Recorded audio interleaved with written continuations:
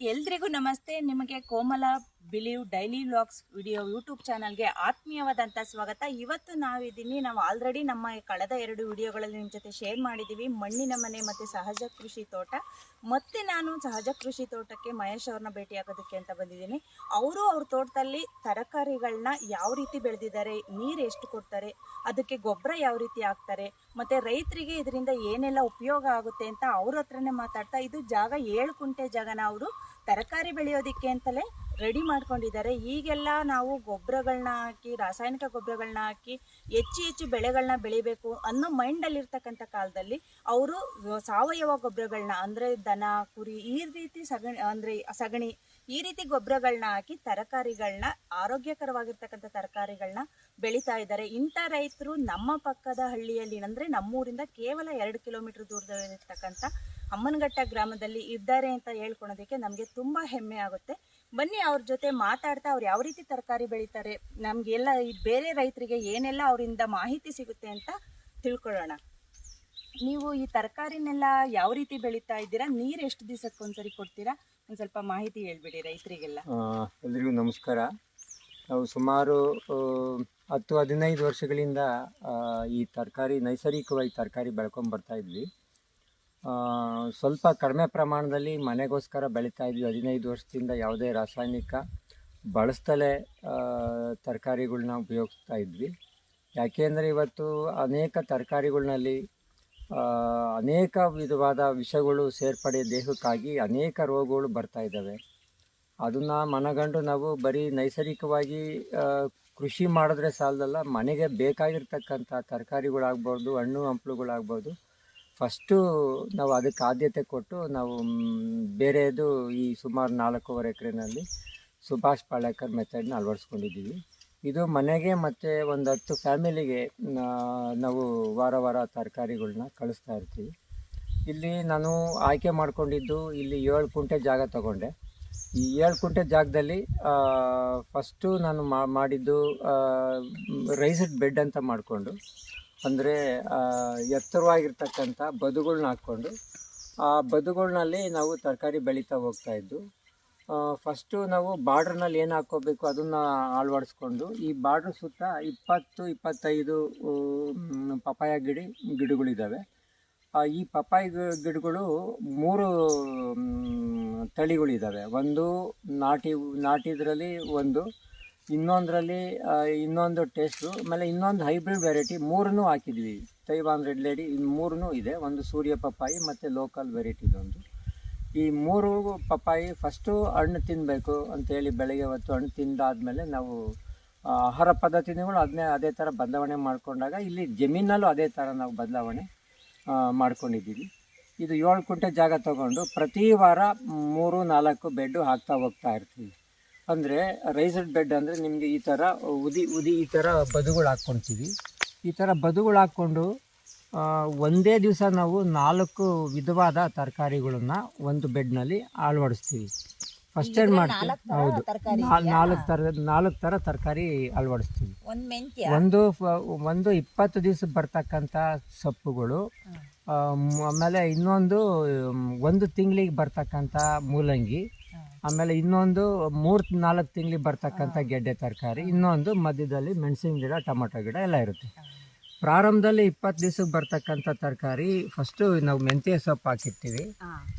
ಮೆಂತ್ಯ ಸೊಪ್ಪನ್ನ ಅರ್ಧ ಅಡಿಗೆ ಒಂದೊಂದು ಬಿಟ್ಕೊಂಡು ಮಧ್ಯದಲ್ಲಿ ನಾವು ಗೆಡ್ಡೆ ತರಕಾರಿಗಳನ್ನ ಕೂರಿಸ್ತೀವಿ. ಇದು ಬೀಟ್ರೋಟ್ ಆಗಿರ್ತೀವಿ. ಯಾಕೆ ಅಂದರೆ ನಾವು ಈಗ ಒಂದು ಬೆಡ್ನಲ್ಲಿ 3-4 ಯಾಕೆ ಕೂರಿಸ್ತೀವಿ ಅಂದರೆ, ನಮಗೆ ಪ್ರತಿ ದಿವಸ ನೀರು ಮತ್ತು ಜೀವಾಮೃತ ಕೊಡ್ತಾ ಇರ್ತೀವಲ್ಲ, 3 ಬೆಳೆನೂ ತಗೊತಾರೆ. ಈಗ ಬರೀ ನಾವು ತರಕಾರಿ ಸೊಪ್ಪು ಬೆಳೆದ್ಬಿಟ್ಟು ಅದನ್ನು 20 ದಿವಸಕ್ಕೆ ಮುಗಿಸ್ಬಿಟ್ರೆ ವೇಸ್ಟ್ ಆಗುತ್ತೆ. ಅದೇ 20 ದಿವಸ ತನಕ ಗೆಡ್ಡೆ ತರಕಾರಿಗಳು ಗೊಬ್ಬರ ತೊಗೊಳ್ತಾ ಇರ್ತವೆ. ಇನ್ನು 3 ತಿಂಗಳ ತನಕ ನಾವು ನೀರು ಎಲ್ಲ ಸ್ಪ್ರೇ ಮಾಡ್ತೀವಿ. ಅವಾಗ ನಮಗೆ ಆದಾಯದಲ್ಲೂ ಖರ್ಚು ಎಲ್ಲ ಹುಟ್ಟುತ್ತೆ ಅಂತೇಳಿ ಇದನ್ನು ಆಯೋಜನೆ ಮಾಡ್ತೀವಿ. ಫಸ್ಟು ಇಲ್ಲಿ ಮೆಂತ್ಯ ಹಾಕ್ಕೊತೀವಿ. ನಾವು ಒಂದೇ ದಿವಸ ಮೆಂತ್ಯ ಹಾಕಿ ಅರ್ಧ ಅಡಿಗೆ ಒಂದೊಂದು ಡಿಫ್ರೆನ್ಸ್ ಕೊಟ್ಟು ಮಧ್ಯೆ ಗೆಡ್ಡೆ ತರಕಾರಿ ಮಾಡ್ತೀವಿ. ಆ ಗೆಡ್ಡೆ ತರಕಾರಿ ಮಾಡಾದ್ಮೇಲೆ ಎಡ್ಜ್ಗೇನು ಮಾಡ್ತೀವಿ, ಮೂಲಂಗಿ ಹಾಕ್ತೀವಿ. ಅರ್ಧ ಅಡಿಗೆ ಒಂದೊಂದು ಮೂಲಂಗಿ ಹಾಕ್ಕೊಂಡು ಹೋಗ್ತಾ ಇರ್ತೀವಿ. ಆಯ್ತಲ್ಲ, ಆಮೇಲೆ ನಾವೇನ್ ಮಾಡ್ತೀವಿ, ಮೆಣಸಿನ ಗಿಡ ಹಾಕ್ತಿವಿ, ಮಧ್ಯ ಮಧ್ಯ ಮೆಣಸಿನ ಗಿಡ. ಅಲ್ಲಿ ಬಾರ್ಡರ್ನಲ್ಲಿ ಇರ್ತಕ್ಕಂಥದ್ದು ಬಳ್ಳಿ ತರಕಾರಿನೂ ಹಾಕೋಬಹುದು ನೀವು. ಆಗ್ಲಿ ಗಿಡ, ಹೌದೌದು, ಅದನ್ನು 3 ಅಡಿಗೆ ಒಂದೊಂದು ತರಕಾರಿ ಬಳ್ಳಿ ಎಡ್ಜಿ ಒಟ್ಟಿಗೆ ಒಂದೇ ದಿವಸ ಕೊಡ್ಬೋದು. ಈ ಬೆಡ್ಡು ಇನ್ನು ನಿಮಗೆ ಎಷ್ಟು ವರ್ಷ ಆದರೂ ಇದು ನಾವು ಉಳುಮೆ ಇಲ್ಲ ಏನಿಲ್ಲ. ಯಾಕೆ ಈ ಥರ ಮಾಡ್ಕೊತೀವಿ ಅಂದರೆ, ಮಳೆ ಜಾಸ್ತಿ ಆದರೆ ನೀರು ಈ ಕೆಳಗಡೆ ಬರುತ್ತೆ, ಟ್ರೆಂಚ್ ಕೆಳಗಡೆ ಬರುತ್ತೆ. ಆಮೇಲೆ ಹಾಂ, ಬೇಸಿಗೆನಲ್ಲಿ ನಾವೇನು ಮಾಡ್ತೀವಿ, ಇಲ್ಲಿ ಟ್ರೆಂಚ್ಗೆ ಮುಚ್ಚಿಗೆ ಹಾಕ್ಬಿಡ್ತೀವಿ ಪೂರ್ತಿ. ಈ ಮುಚ್ಚಿಗೆ ಹಾಕ್ದಾಗ ಏನಾಗುತ್ತೆ, ಟ್ರೆಂಚ್ ಒಣಗಲ್ಲ, ಇಲ್ಲಿಂದ ನೀರು ತೇವ ಕೊಡ್ತಾ ಇರುತ್ತೆ. ಆ ಕಡೆಯಿಂದ ನಿಮಗೆ ತೇವ ಅಲ್ಲಿಗೆ ಬರ್ತಾ ಇರುತ್ತೆ. ಅವಾಗ ನೀರಿನ ಕೊರತೆನೂ ನೀಗಿಸುತ್ತೆ, ನೀರು ಜಾಸ್ತಿ ಆದರೂ ತಡ್ಕೊಳುತ್ತೆ. ಈ ಥರ ನಾವೊಂದು ಈ ತರಕಾರಿ ಬೆಡ್ಗಳನ್ನ ಮಾಡ್ಕೊಂಡು ಹೋಗ್ತಾ ಇರ್ತೀವಿ. ಈ ರೀತಿ ಇದೆ. ಹೌದೌದು. ಗೊಬ್ಬರನ ನೀವು ಇದು ಕುರಿ ಗೊಬ್ಬರ ಎಲ್ಲ ನೀವು ಬೀಜ ಹಾಕ್ದಾಗ್ಲೇ ಹಾಕ್ತೀರಾ ಇಲ್ಲ ಮಧ್ಯ ಹಾಕಿದ್ರೆ ನಾವು ಒಂದು ಸ್ವಲ್ಪ ಅದನ್ನ ಕೈಯಲ್ಲಿ ಇದು ಮಾಡಿ ಹಾಕ್ತೀವಿ. ಯಾವುದೇ ರೀತಿ ಗೊಬ್ಬರ, ರಾಸಾಯನಿಕ ಗೊಬ್ಬರ ಹಾಕಲ್ಲ ನೀವು. ಮೆನ್ಯೂರು ಈ ಬೆಡ್ಗೆ 10 ಅಡಿಗೆ ಒಂದೊಂದು ಚೆಂಡು ಹೂವಿನ ಗಿಡನೂ ಹಾಕ್ತೀವಿ. ಯಾಕೆ ಚೆಂಡು ಹೂವಿನ ಗಿಡ ಹಾಕ್ತೀವಿ ಅಂದರೆ, ಹೊರಗಡೆಯಿಂದ ಬರ್ತಕ್ಕಂಥ ನಮಗೆ ಬೇಡವಾಗಿರ್ತಕ್ಕಂಥ ರೋಗ ತರ್ತಕ್ಕಂಥ ಕೀಟಗಳನ್ನು ಅಟ್ರಾಕ್ಷನ್ ಮಾಡ್ಕೊಂಡು ಅಲ್ಲಿ ಅದು ಇಟ್ಕೊಂಡಿರುತ್ತೆ, ರೋಗ ಬರ್ದಂಗೆ ತಡೆಗಟ್ಟುತ್ತೆ. ನೀವು ಯಾವುದೇ ರೀತಿ ರಾಸಾಯನಿಕ ಗೊಬ್ಬರನ ಯಾವುದು ಇಲ್ಲ, 15-20 ವರ್ಷ ಯಾವುದು ಬಳಸಿಲ್ಲ. ಒಂದಾದ್ಮೇಲೆ ಒಂದು ಮಾಡ್ಕೊಂಡು ಹೋಗ್ತಾ ಇರ್ತೀವಿ. ಇದು ನೀವು 10 ಕುಟುಂಬಗಳಿಗೆ ಮಾತ್ರ ಆಗುತ್ತಾ, ಇಲ್ಲ ಮಾರ್ಕೆಟ್ ಮಾರ್ತೀವಿ ಅಂತ ಅನ್ನೋರು ಈ ರೀತಿ ಬೆಳೆದು ಮಾಡ್ಕೋಬಹುದು, ಈಸಿ ಆಗ್ಬಿಡುತ್ತೆ. ಬೆಳೆ ಏನಾದ್ರೂ ವ್ಯತ್ಯಾಸ? ಇಲ್ಲ ವ್ಯತ್ಯಾಸ ಆಗಲ್ಲ. ಏನ್ ಗೊತ್ತಾ, ಇದು ಬೇರ್ಗಳಿಗೆ ನೀವು ಈ ಏನಂತೀವಿ, ಸಾಯಿಲ್ ಲೂಸ್ ಇರುತ್ತೆ. ಬೇರುಗಳನ್ನ ವಿಸ್ತಾರವಾಗಕ್ಕೆ ಇದು ಈ ರೈಸ್ಡ್ ಬೆಡ್ ಮಾಡೋದ್ರಿಂದ ವಿಸ್ತಾರವಾಗಕ್ಕೆ ಅನುಕೂಲ ಮಾಡಿ ಕೊಡುತ್ತೆ. ಮಣ್ಣನ್ನ ಹಾಕಿರ್ತೀವಲ್ಲ, ಅದರಿಂದ ಉಳುಮೆ ಮಾಡಿದ್ರೆ ಗಟ್ಟಿ ಬರುತ್ತೆ ಎಲ್ಲ. ಇಲ್ಲ. ಆಮೇಲೆ ಇದು ನೆಕ್ಸ್ಟ್ ನೀವು ಉಳುಮೆ ಮಾಡಂಗಿಲ್ಲ. ನೀವು ಇದು ಇದ್ದಂಗೆ, ಈಗ ಉದಾಹರಣೆ ಗೆಡ್ಡೆ ತರಕಾರಿ ಇದ್ರೂ ನಾವು ಮತ್ತೆ ಮಧ್ಯದಲ್ಲಿ ಮತ್ತೆ ಸೊಪ್ಪು ಹಾಕ್ಬೋದು. ನೋಡಿ, ಇಲ್ಲಿ ಉದಾಹರಣೆ ಗೊತ್ತಾಗುತ್ತಲ್ಲ ನಿಮ್ಗೆ, ಇಲ್ಲಿ ಕ್ಯಾರೆಟ್ ಇದೆ, ನಾವು ಕ್ಯಾರೆಟ್ ಹಿಂಗ್ ತೆಗಿತಾ ಇರ್ತೀವಿ, ಹಿಂಗ್ ಬಂದಿರ್ತಕ್ಕಂಥ ಕ್ಯಾರೆಟ್ ಎಲ್ಲ ತೆಗಿತಾ ಇರ್ತೀವಿ. ಕ್ಯಾರೆಟ್ ಕಿತ್ತರು ನಮ್ಗೆ ಮತ್ತೆ ಇದು ಸೊಪ್ಪು ಮಧ್ಯದಲ್ಲಿ ಹಾಕೊಂತೀವಿ. ಯಾಕೆ ಅಂದ್ರೆ ಈ ಕ್ಯಾರೆಟ್ ಇನ್ನ ಬಲಿತಾನೆ ಹೌದೌದು, ಕ್ಯಾರೆಟ್ ಹಿಂಗ್ ಬರ್ತಾನೆ ಇರುತ್ತಲ್ಲ, ಕಿತ್ತಂಗೆ ನಾವು ಸ್ವಲ್ಪ ಕಡಿಮೆ ಒಂದು ಅರ್ಧ ಭಾಗ ಕ್ಯಾರೆಟ್ ಕಿತ್ತಾದ್ಮೇಲೆ ಮಧ್ಯದಲ್ಲಿ ಸೊಪ್ಪು ಹಾಕಿದೀವಿ ಇಲ್ಲ ಅಲ್ವಾ. ಮತ್ತೆ ಜಾಗ ಇದ್ರೆ ನಾವು ಇದನ್ನ ಗೆಡ್ಡೆ ತರಕಾರಿಗಳನ್ನ ಊರ್ಕೊಂಡು ಹೋಗ್ತೀವಿ. ಯಾವ್ದೋ ವೇಸ್ಟ್ ಆಗ್ಬಾರ್ದು, ಅದೇ ನೀರ್ ಹಾಕ್ತಿರುತ್ತೆ. ಆ ತರ ನಮ್ಗೆ ಇದು ಒಂದು ಸಹಜ ಕೃಷಿ ಅಂತ ಹೇಳ್ಬಹುದು. ಉಕ ಮಾಡ್ತಿದ್ರಲ್ಲ, ಆ ಟೈಪ್ ಅಲ್ಲಿ ಇದನ್ನ ಮಾಡ್ಕೊಂಡು ಹೋಗ್ತಾ ಇರ್ತೀವಿ. ತರಕಾರಿಗಳು ಎಲ್ಲ ಫ್ರೆಶ್ ಅನ್ಸುತ್ತೆ, ಅದು ಎಲ್ಲ ಚೆನ್ನಾಗಿರುತ್ತೆ. ನಿಮ್ಗೆ ಫ್ರೆಶ್ ಗಿಂತ ಹೇಳ್ಬೇಕು ಅಂದ್ರೆ, ನಿಮ್ಗೊಂದು ವಿಡಿಯೋ ತೋರಿಸ್ತೀನಿ. ಬೆಂಗಳೂರಿಂದ ಹಾಕಿದ್ದಾರೆ, 1 ತಿಂಗಳು ಈ ತರ ಕ್ಯಾರೆಟ್ ಅವರು ಮಡಿಕೊಂಡು ತಿಂದಿದ್ದಾರೆ, ವಿಡಿಯೋ ಹಾಕಿದ್ದಾರೆ. 1 ತಿಂಗಳಾದ್ರೂ ನಮ್ ಕ್ಯಾರೆಟ್ ಏನು ಆಗಿಲ್ಲ. ಹೌದೌದು, ಫ್ರಿಡ್ಜ್ ಏನ್ ಬೇಕಾಗಲ್ಲ. ಹಾಗೆ 15 ದಿವಸದಿಂದ 20 ದಿವಸ ಚೆನ್ನಾಗಿಡಬಹುದು. ಇನ್ನೂ ಒಂದ್ ಸ್ವಲ್ಪ ಗೆಡ್ಡೆ ಇದು ಇನ್ನು ಬಲಿಬೇಕು, ಇನ್ನು ಎಳೆದು ಇನ್ನ ಆ ತರ. ಹೌದು, ಆರೋಗ್ಯಕ್ಕೂ ಒಳ್ಳೇದು. 1 ತಿಂಗಳು ಈಗ ತರಕಾರಿನ ಇಟ್ಕೊಂಡು ತಿಂದಿದ್ದಾರೆ. ನಿಮ್ಗೆ ಆಮೇಲೆ ವಿಡಿಯೋ ನಾನು ಹಾಕ್ತೀನಿ. ಅವ್ರ ಐಡಿಯಾ ಎಲ್ಲ ಹೆಂಗ್ ಬಂತು? ನೀವೆಲ್ಲಾರು ನೋಡಿದ್ರಾ, ಇಲ್ಲ ನೀವೇ ಈ ತರ ಮಾಡ್ಬೇಕು ಅಂತ ಅನ್ಕೊಂಡ್ರ? ನಾವೇ ಈ ತರ ಮಾಡ್ಕೋಬೇಕು, ಇದನ್ನ ಪರ್ಮನೆಂಟ್ ಆಗ್ಬಿಡುತ್ತೆ ನಮ್ಗೆ. ಅಲ್ಲ, ಇಲ್ಲಿ ಸುತ್ತಲ್ಲಿ ಎಲ್ಲೂ ಯಾರು ಈ ತರ ಮಾಡಿಲ್ವಲ್ಲ, ನಿಮ್ಗೆ ಐಡಿಯಾ ಬರ್ಬೇಕು ಅಂದ್ರೆ ನೀವು ಎಲ್ಲಾರು ನೋಡಿರ್ಬೇಕು, ಇಲ್ಲ ಅಂದ್ರೆ ನಿಮ್ಗೆ ಈ ತರ ಮಾಡಿದ್ರು ಚೆನ್ನಾಗಿ. ಈ ತರ ಮಾಡ್ಬೇಕು ಅಂತ ನಾವು ಕೆಲಸ ಮಾಡಿ, ಈಗ ಐಡಿಯಾ ಬೇರೆಯವ್ರ ಐಡಿಯಾಕ್ಕಿಂತ ನಾವೇ ಮಣ್ಣು ಮುಟ್ಟಿ ಕೆಲಸ ಮಾಡಿದ್ರೆ ಒಂದೊಂದ್ ಪಾಠ ಮಾಡ್ತಾ ಇರುತ್ತೆ ಭೂಮಿ. ಕೆಲಸ ಮಾಡ್ತಾ ಇದ್ರೆ ಪಾಠ ಮಾಡ್ತಾ ಇರುತ್ತೆ. ನಾವು ಮನೆ ಕೆಲ್ಸಗಳಲ್ಲಿ ಇದು ಮಾಡಿದ್ರೆ ಹಿಂಗಾಗುತ್ತೆ, ಅಡಿಗೆಯಲ್ಲಿ ಒಂದ್ ತಪ್ಪಾದ್ರೆ ಉಪ್ಪಾದ್ರೆ ಹಿಂಗಾಗುತ್ತೆ ಅಂತ ಎಲ್ಲ ಗೊತ್ತಾಗುತ್ತಲ್ಲ, ಆ ರೀತಿ. ಸರಿ, ಇವಾಗ ನೀವೆಲ್ಲ ಇದನ್ನೆಲ್ಲ ನೀವೇ ಉಪಯೋಗಿಸ್ತೀರಾ, ಇಲ್ಲ ಎಲ್ಲಾದ್ರೂ ಮಾರ್ಕೆಟ್ಗೆ, ತುಮಕೂರಿಗೆ ಫ್ರೆಂಡ್ಗಳಿಗೆ ಕಳಿಸ್ಕೊಡ್ತೀವಿ. ಹೌದಾ? ಅವರು ತಗೊಂಡ್ತಾರೆ. ನೋಡಿ, ಈಗ ಬಾರ್ಡರ್ ನಲ್ಲಿ ವೇಸ್ಟ್ ಕಲೆ ಬರುತ್ತಲ್ಲ, ಇದನ್ನ ಕಿತ್ಬಿಟ್ಟು ಇಲ್ಲಿ ಮಲ್ಚಿಂಗ್ ಮಾಡ್ತೀವಿ. ಇದನ್ನೆಲ್ಲ ಗೊಬ್ಬರಕ್ಕೆ ಹಾಕ್ತೀರಾ? ನೋಡಿ, ಇದು ಮಲ್ಚಿಂಗ್ ಆಗಿರುತ್ತೆ ಗೊಬ್ಬರ. ಇದು ಪಪ್ಪಾಯಿ ಗಿಡಕ್ಕೆ ಇದೇ ಗೊಬ್ಬರ. ನೋಡಿ ಎಷ್ಟು ಮಲ್ಚಿಂಗ್ ಆಗಿದೆ ಇಲ್ಲಿ. ಇದು ವೇಸ್ಟ್ ನಾವು ಹಾಳು ಮಾಡಲ್ಲ, ಇಲ್ಲಿ ಇದನ್ನೇ ಮುಚ್ಚಿಯಾಗಿ ಉಪಯೋಗಿಸ್ತೀರಾ? ಹೌದೌದು. ನೀವು ತೋಟಕ್ಕೂ ಎಲ್ಲ 0 ಕಲ್ಟಿವೇಟರ್ ಇದೆಲ್ಲ 20 ವರ್ಷದಿಂದ ತೋಟನೂ ಸಹಿತ ನೀವು ಇದು ಮಾಡಿಲ್ಲ, ಅದರೊಳಗೂ ಮಿಶ್ರ ಬೆಳೆನೆಲ್ಲ ಬೆಳೆದಿದ್ದೀರಾ. ನೇರಳೆನೂ ಹಾಕಿದ್ದೀರಾ? ಪನ್ನೇರಳೆ. ಅದು ಈಗ ಇಲ್ಲಿ ಈಗ ನಮ್ಗೇನು ಅಂತಂದ್ರೆ, ಎಲ್ಲದೂ ದೇಹಕ್ಕೆ ಬೇಕಾಗಿರ್ತಕ್ಕಂಥ ಅವಶ್ಯಕತೆ ಇರೋದು ಎಲ್ಲದೂ ಹಾಕೊಂತೀವಿ. ಪಪ್ಪಾಯ ಹಾಕಿರ್ತೀವಿ. ಬೇಸಿಗೆನಲ್ಲಿ ನಮ್ಗೆ ಬಾಯಾರಿಕೆ ಜಾಸ್ತಿ ಆದ ತೋಟಕ್ಕೆ ಬಂದಾಗ ಒಂದು ಕ್ರಷರ್ ಇಟ್ಟಿದ್ವಿ. ಹಾ. ಅದು ವಿಶೇಷವಾಗಿ ನಮ್ಮ ಸ್ನೇಹಿತರು ಕೊಟ್ಟಿರ್ತಕ್ಕಂಥ ಕಬ್ಬು ಇದು, ಹೌದಾ? ವಿಶೇಷವಾಗಿ ನಾಟಿ ತಳಿ ಕಬ್ಬು. ಹಾ, ಇದನ್ನು ಬಾರ್ಡ್ರಲ್ಲಿ ಹಾಕೊಂಡಿರ್ತೀವಿ. ಹಾ. ಎಲ್ಲದೂ ಮನುಷ್ಯನಿಗೆ ಅವಶ್ಯಕತೆ ಇದೆ. ಅವಶ್ಯಕತೆ. ನಮ್ಗೆ ಜ್ಯೂಸ್ ಮಾಡ್ಕೊಂಡು ಈಗ ಬೇಕು ಕುಡಿಬಹುದು. ಅಂದಾಗ ಹೋಗಿ ನಾವು ತಗೊಂಬಂದ್ ಕುಡಿಬೇಕು ಅಂತ ಹೌದು. ಅನ್ಸಲ್ಲ ತೋಟಕ್ಕೆ ಹಾ. ಬಂದಾಗ. ಹಾ, ಆಮೇಲೆ ಬಾರ್ಡರ್ನಲ್ಲಿ ಇದು ನಿಂಬೆ ಇದೆ, ಹಾ, ಅಲ್ಲಿ ಆ ಕಡೆ ನಿಂಬೆ ಬರುತ್ತೆ, ಹಾ, ನುಗ್ಗೆ ಇರುತ್ತೆ, ಹಾ. ಪ್ರತಿಯೊಂದು ಇರುತ್ತೆ ನಮ್ಮ ತೋಟದಲ್ಲಿ. ಆಮೇಲೆ ಹಣ್ಣಿನ ಗಿಡ ಇರುತ್ತೆ ಈ ಕಡೆ. ಯಾವುದೇ ಬೆಳೆ, ತೆಂಗಿನ ಗಿಡ ನೋಡ್ರಿ, ತೆಂಗಿನ ಗಿಡನೂ ತುಂಬಾ ಚೆನ್ನಾಗಿ ಬೆಳೆ ಆಗಿದೆ. ನಮಗೂ ತೋಟದಲ್ಲೂ ಇಷ್ಟು ಇಲ್ಲ. ಇವಾಗೆಲ್ಲ ರೋಗ ಬಂದು ಅಡಿಕೆ ತೆಂಗಿನ ಗಿಡ ಕಮ್ಮಿ ಆಯ್ತು ಬೆಳೆ, ಆದ್ರೂ ತೋಟ ಚೆನ್ನಾಗಿದೆ.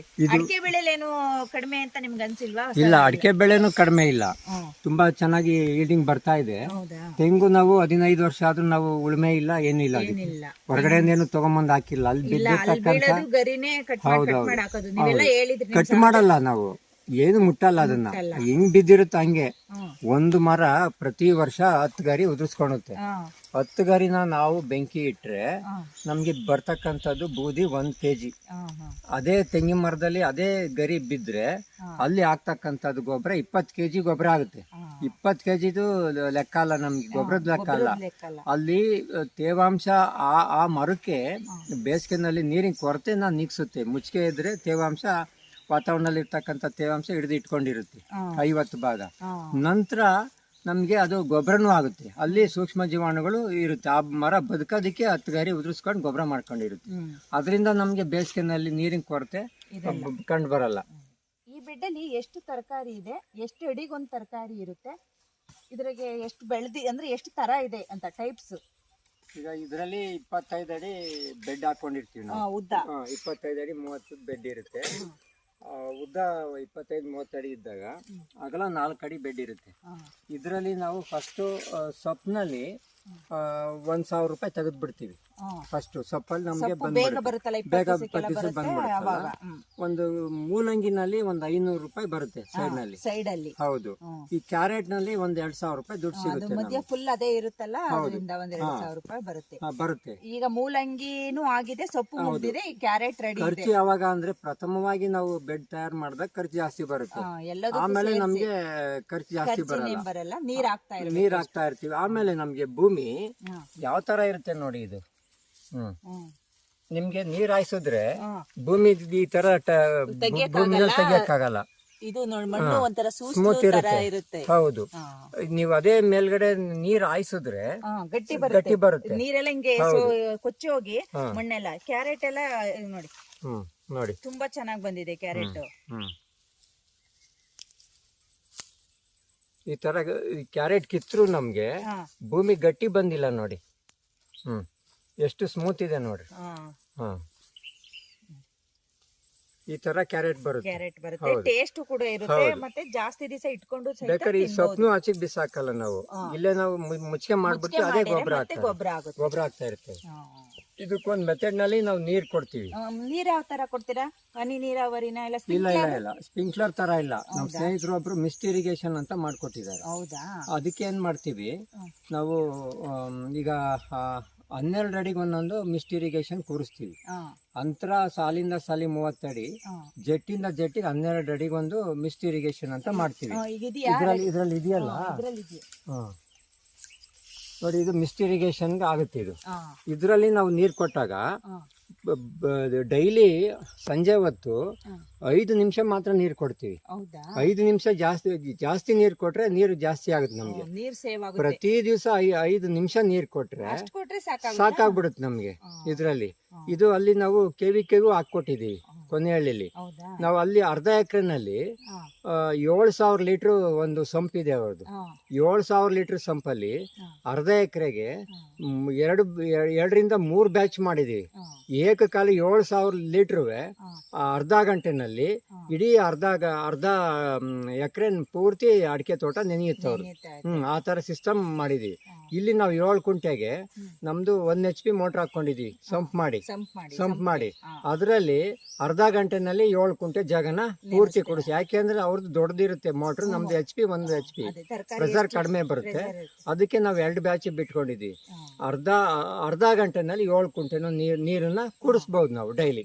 ಅಲ್ಲಿ ತೊಟ್ಟಿಗೆ ಏನ್ ಮಾಡ್ತೀವಿ, ಗೋಕೃಪಾಮೃತ ಜೀವಾಮೃತ ಫಿಲ್ಟರ್ ಮಾಡಿದ್ರೆ ಆ ಇದ್ರಲ್ಲಿ ನಾವು ನೀರು ಕೊಟ್ರೆ ಎಲೆ ಮೇಲೆ ಸ್ಪ್ರೇ ಮಾಡ್ದಂಗೆ ಆಗುತ್ತೆ. ಗ್ರೋತು ಬರ್ತಾ ಇರುತ್ತೆ. ಗ್ರೋತ್ ಪ್ರಮೋಟರ್ ಹತ್ರ ಕೆಲಸ ಮಾಡುತ್ತೆ. 5 ನಿಮಿಷ ನೀರು ಕೊಟ್ರೆ ಸಾಕಾಗ್ಬಿಡುತ್ತೆ. ಇದ್ರಲ್ಲಿ ಕೊಡೋದ್ರಿಂದ ಭೂಮಿ ಗಟ್ಟಿ ಬರಲ್ಲ. ತರಕಾರಿಗೆ ನೆನೆಯುವಷ್ಟು ಸಾಕಾಗುತ್ತೆ ಇದ್ರಲ್ಲಿ ನೀರು. ತೊಂದರೆ ಇಲ್ಲ. ನಾವೇನು ಕಟ್ಟಬೇಕು, ಆಳ ನಿಲ್ಲಿಸ್ಬೇಕು ಅನ್ನೋದು ಅವಶ್ಯಕತೆ ಇಲ್ಲ. ನೀವೇ ನೋಡಿದ್ರಿ, ಕೈಯಲ್ಲಿ ಭೂಮಿ ತೆಗಿಬಹುದು ಅಲ್ವರಾ, ಸ್ಮೂತ್ ಇರುತ್ತೆ. ಅವಾಗೇನಾಗುತ್ತೆ, ಗೆಡ್ಡೆ ತರಕಾರಿಗಳು ವಿಸ್ತಾರವಾಗಿ ದಪ್ಪ ಬರುತ್ತೆ ನಮಗೆ. ಆ ತರ ಕೆಲಸ ಮಾಡುತ್ತೆ. ನೀವ್ ನೀರಿಂದ ನೀವೇ ಮಾಡಿರೋದ ಎಲ್ಲಾರು ನೋಡಿದ್ರಾ ಈ ತರ ಮಾಡಿರೋದು ಎಲ್ಲ? ನೀರಿಂದು ನಮ್ಮ ಸ್ನೇಹಿತರು ವೆಂಕಟೇಶ್ ಅಂತ ಇದ್ದಾರೆ, ಅವರು ಮಾಡ್ಕೊಟ್ಟಿದ್ದು. ಇಲ್ಲಿ ಅಳವಡಿಸಿದೀವಿ. ತುಂಬಾ ರಿಸಲ್ಟ್ ಬರ್ತಾ ಇದೆ, ತೊಂದರೆ ಇಲ್ಲ. ನೀವ್ ಇವಾಗ ಬೇರೆಯವ್ರಿಗೂ ಇದನ್ನ ಸಜೆಸ್ಟ್ ಮಾಡ್ತಾ ಇದ್ದೀರಾ? ಹೌದೌದು, ಇದನ್ನ ಮಾಡಿ ಅಂತ ಹೇಳ್ತಾ ಇದೀವಿ. ಸರಿ, ಬೀಜ ಮಾಡ್ಕೊಂಡು ಈ ತರ ನೀವೇ ಸಸಿಗಳನ್ನು ರೆಡಿ ನಾವೇ ಮಾಡ್ಕೊಂತೀವಿ. ಸಸಿಗಳು ನಾವೇ ರೆಡಿ. ಮೂಲಂಗಿ ನೋಡಿ, ನೋಡಿ ಎಷ್ಟು ಚೆನ್ನಾಗಿ ಬಂದಿದೆ ಮೂಲಂಗಿ.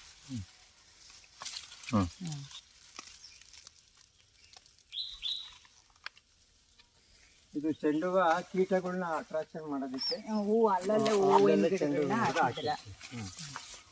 ಇದು ಟೊಮೊಟೊ, ಇದು ಇದ್ರದ್ದು ಚೆರಿ ಟೊಮೊಟೊ ಅಂತೀವಲ್ಲ, ಹೌದಾ? ಅದು ಯಾವಾಗ್ಲೂ ಬರುತ್ತೆ. ಇದಕ್ಕೆ ಯಾವ್ದು ರೋಗ ಬರಲ್ಲ, ಏನಿಲ್ಲ. ಏನಿಲ್ಲ. ಚೆರಿ ಟೊಮೊಟೊ ಇದು. ಇದು ಸೊಪ್ಪೆಲ್ಲ ತೆಗ್ದಿದ್ದೀರಾ? ಸೊಪ್ಪೆಲ್ಲ ತೆಗೆದ್ಬಿಟ್ಟಿದೀವಿ. ಇದರಲ್ಲಿ ಸೊಪ್ಪು ತೆಗ್ದಿದ್ರು ಮೂಲಂಗಿ ಒಂದು ಉಳ್ಕೊಂಡಿದೆ. ಮೂಲಂಗಿ ಇದೆ. ಮೂಲಂಗಿ ಇದ್ರು ನಾವು ಟೊಮೊಟೊನು ಮಧ್ಯದ ಸೆಂಟ್ರಲ್ ಇದೆ, ಆಯ್ತಲ್ಲ.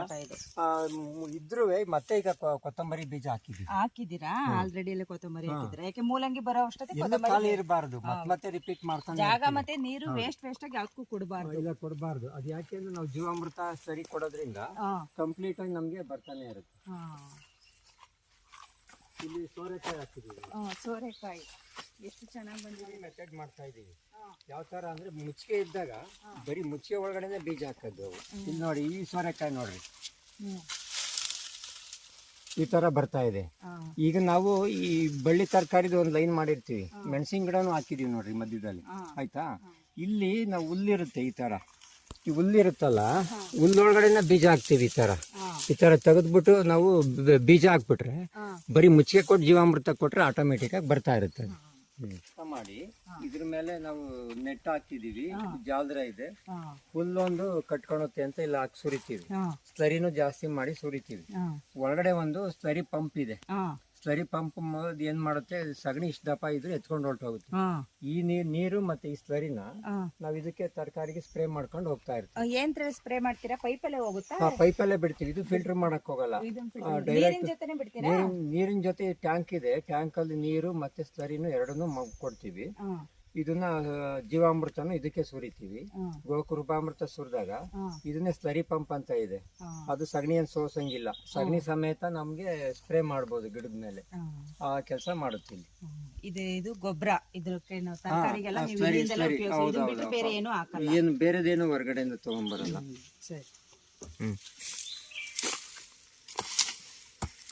ನಿಮ್ಮ ಹೆಸರು? ನಮಸ್ಕಾರ, ನನ್ನ ಹೆಸರು ಪರಶುರಾಮ್ ಅಂತ ಹೇಳಿ. ಹೌದಾ? ಇಷ್ಟು ಇಲ್ಲಿ ಯಾವಾಗಿಂದ ಇಷ್ಟು ವರ್ಷದಲ್ಲಿ ಕೆಲಸ ಮಾಡ್ತಾ ಇದ್ದೀರಾ? 6 ತಿಂಗಳು ಬಂತು ನಾವ್ ಇಲ್ಲಿ ಕೆಲಸ ಮಾಡಂತ. ಹೌದಾ? ಅಂದ್ರೆ ಕೃಷಿ ಕಲಿಯೋದಾಗ್ಲಿ. ನಿಮಗೆ ಕೃಷಿ ಬಗ್ಗೆ ಇಂಟ್ರೆಸ್ಟಾ? ಕೃಷಿ ಬಗ್ಗೆ ಇಂಟ್ರೆಸ್ಟ್, ಮತ್ತೆ ತರಕಾರಿ ಮಾಡೋದಾಗ್ಲಿ, ಮನೆಗೆ ತರಕಾರಿ ಆಗ್ಲಿ ಅದು. ಮತ್ತೆ ಆಮೇಲೆ ಸಿಂಪಲ್ ಲಿವಿಂಗ್ ಅಂತ ಹೇಳ್ಬಿಟ್ಟು ಇಲ್ಲಿ ಬಂದು ಮಾಡೋದು. ಯಾವ ಊರು ನಿಮ್ದು? ಹುಬ್ಳಿ. ಹೌದು ನಮ್ದು. ಅಲ್ಲಿಂದ ಇಲ್ಲಿವರೆಗೂ ಬಂದ್ರೆ ಹೆಂಗ್ ಪರಿಚಯ ಆಯ್ತು? ಅಂದ್ರೆ ಯೂಟ್ಯೂಬ್ ಲಿಂದ ಕಾಂಟ್ಯಾಕ್ಟ್ ಸಿಕ್ತು. ಯೂಟ್ಯೂಬ್ ಇಂದ ಕಾಂಟ್ಯಾಕ್ಟ್ ಆಗಿ ಇಲ್ಲಿ ಬಂದಿರೋದು. ಇಲ್ಲಿ 6 ತಿಂಗಳಿಂದ ಓದಿರೋದು? ಡಿಪ್ಲೊಮಾ ಆಗಿದೆ. ಡಿಪ್ಲೊಮಾ ಆಗಿ ನಿಮ್ಗೆ ಈ ತರ ಇಂಟ್ರೆಸ್ಟ್ ಬಂದಿದೆಯಲ್ಲ. ಇಲ್ಲೆಲ್ಲ ಡಿಪ್ಲೊಮಾ ರೈತರೆಲ್ಲ ಬಿಟ್ಟು ಟೌನ್ಗಳಿಗೂ ಹೋಗ್ತಾವ್ರೆ ಅಂತ ನೀವು ಓದಿರೋರು ಅಲ್ಲಿಂದ ಇಲ್ಲಿ ಬಂದು ಈ ಕೆಲಸ ಮಾಡ್ತಾ ಇದ್ರೆ ಅಂದ್ರೆ ತುಂಬಾ ಖುಷಿ ಆಗುತ್ತೆ. ಎಲ್ಲ ಚೆನ್ನಾಗಿದೆಯಾ? ನಿಮ್ಗೆಲ್ಲ ಚೆನ್ನಾಗಿ ಅನ್ಸುತ್ತೆ? ಎಲ್ಲ ಚೆನ್ನಾಗಿದೆ. 6 ತಿಂಗಳು ಆಯ್ತು ಈಗ ಇದ್ದು. ಎಲ್ಲ ತರಾನು ತರಕಾರಿ ಎಲ್ಲ ತರಾನು ಇಲ್ಲಿ ನಾವು ಬೆಡ್ ಮಾಡ್ಬಿಟ್ಟು ಎಲ್ಲ ತರಾನು ಮಾಡೋಣ. ಹೌದಾ? ನಿಮ್ಗೆ ಚೆನ್ನಾಗೈತೆ ಒಟ್ಟಿನಲ್ಲಿ ಇಲ್ಲೆಲ್ಲ? ಎಲ್ಲ ಚೆನ್ನಾಗಿದೆ. ಸರಿ, ತುಂಬಾ ಥ್ಯಾಂಕ್ಸ್.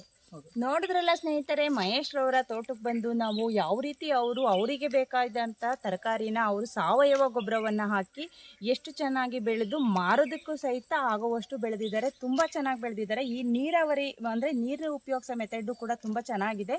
ನಿಮಗೆಲ್ಲ ಈ ವಿಡಿಯೋ ಇಷ್ಟವಾಗಿದ್ದರೆ ಲೈಕ್ ಮಾಡಿ, ಶೇರ್ ಮಾಡಿ, ನಿಮ್ಮ ಸ್ನೇಹಿತರಿಗೂ ಕೂಡ ಇದ್ರ ಬಗ್ಗೆ ಹೇಳಿ ಅಂತ ಹೇಳ್ತಾ ಈ ವಿಡಿಯೋ ನೋಡಿದ್ದಕ್ಕಾಗಿ ನಿಮಗೆಲ್ಲ ಧನ್ಯವಾದಗಳು. ಮುಂದಿನ ವ್ಲಾಗಲ್ಲಿ ಭೇಟಿ ಆಗೋಣ. ನಮಸ್ತೆ.